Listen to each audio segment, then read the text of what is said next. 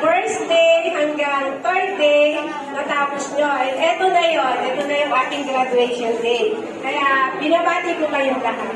At muli po, isang mapagpalang araw po sa ating lahat mula po sa bumubuo ng LCC ng Kupang Ayamen Church.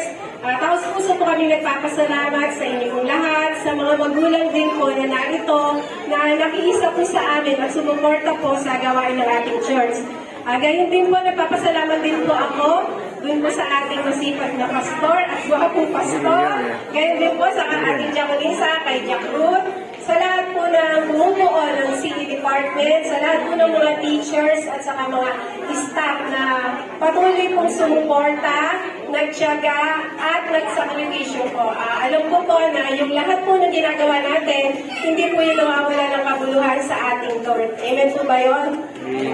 Salamat din po dun sa ating kay Jack Loida po, sa ating pong mga pastor, kay Pastor Perry, kay Pastor Lito, tsaka po kay Jack Beth na patuloy din po nakasuporta sa lahat po ng mga gawain natin. At gayon muli po, binabati ko po, gayon din po yung mga magulang na nandito na patuloy din po kayo na nagsuporta po sa mga anak niyo po. Congratulations din po sa inyong lahat. At muli po, maraming salamat po and God bless po sa ating lahat. Bigyan natin ng malakas na